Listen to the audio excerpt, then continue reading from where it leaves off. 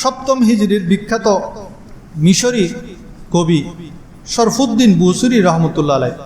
উনি আজীবন মিশরের বাদশাদের গীত গাইতেন, ওনাদের শানে কসিদা লিখতেন, বাদশার দরবারে বাদশার পক্ষে কবিতা লিখতেন। তো শরফুদ্দিন বুসরি রহমতুল্লাহ আলাইহ বৃদ্ধ বয়সে এক সময় গিয়ে তিনি প্যারালাইজ হয়ে গেলেন, অর্ধাঙ্গ রোগ হয়ে গেল, বিছানায় পড়ে গেলেন, অনেক পেরেশান।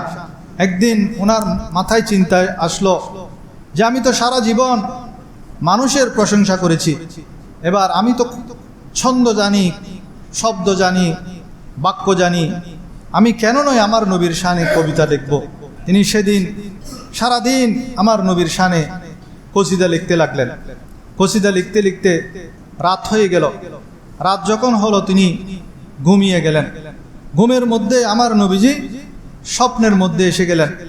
আসার পর শরফুদ্দিন বুসরিকে বলেন, ও শরফুদ্দিন বুসরি, তুমি সারাদিন এই যে আন্তরিকভাবে আমার শানে নাতে রসুল লিখেছ, সেটা একটু আমাকে পড়ে শোনাও। শরফুদ্দিন বুসরি রহমতুল্লাহ আলাইহ সেই কবিতাটি আমার নবীকে পড়ে শোনালেন।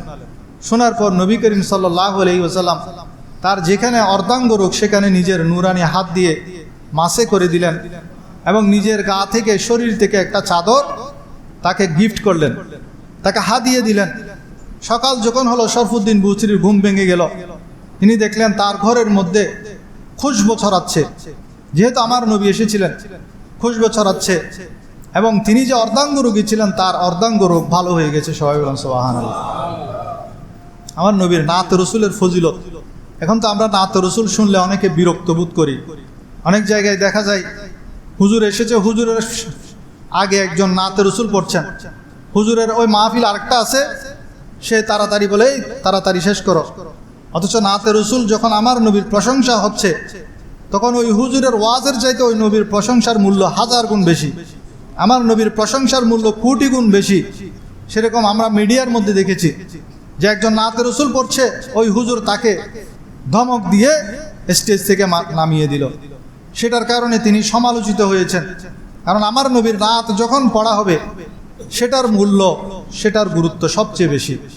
মাহফিল সমূহের মধ্যে যখন নাতে রসুল পড়া হয় সেটা আমাদের মনোযোগ দিয়ে শুনতে হবে। হযরত শরফুদ্দিন বুসরি রহমতুল্লাহ আলাইহ যার প্যারালাইসিস হয়েছিল, অর্ধাঙ্গ রোগ হয়েছিল, তিনি আমার নবীর শানে কসিদা লিখেছেন, নাতে রসুল লিখেছেন। সেটা আমার নবীকে স্বপ্নের মধ্যে পড়ে শুনিয়েছেন। সকালে উঠে দেখেন উনার গায়ের মধ্যে সেই চাদরখানা আছে। আমার নবী যে চাদরখানা দিয়েছেন সেই চাদরখানা উনার গায়ে। সেজন্য এই কবিতার নাম হলো কসিদায়ে বোরদা। বোরদা শব্দের অর্থ হলো চাদর। এই কসিদার নাম কসিদায়ে বোরদা। অনেকের প্যারালাইজ হলে অনেক জায়গায় এটা প্রচলন আছে যে কসিদায়ে বোরদা শরীফের খতম করা হয়, কসিদায়ে বোরদা শরীফ। সেজন্য আপনাদের ঘরেও যদি কোনো প্যারালাইসিস রোগী, অর্ধাঙ্গ রোগী সেরকম থাকে, আপনি ইউটিউবের মধ্যে সার্চ করবেন কসিদায়ে বোরদা। অবশ্যই গান বাজনা সারা যেটা সেটা বের করবেন, বের করে ওনার পাশে ওই ইউটিউব থেকে চালিয়ে দিবেন। উনি পড়তে না পারলে শুনতে থাকুক, শুনে যদি আমার নবীর মহব্বতে দু চোখের পানি ছেড়ে দিতে পারে, আল্লাহর ফজলে উপকার পাবে। সবাই বলেন সুবহানাল্লাহ। কসিদায়ে বোরদা, তো সেটা আপনারা অনেকে জানেন, আমি এখন পড়লে আপনাদের মনে আসবে সেটা কোনটা। মাওলায়া সাল্লি ওয়া সাল্লিম দাইমান আবাদান আলা হাবিবিকা খায়রিল খালকি কুল্লিহিম। জানেন না আপনারা? সবাই জানেন এই কসিদায়ে বোরদা, অনেক লম্বা কসিদা।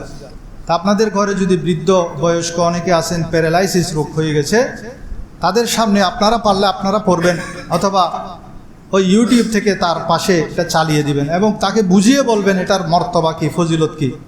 দেখবেন আস্তে আস্তে ওনার স্বাস্থ্যের উন্নতি হচ্ছে।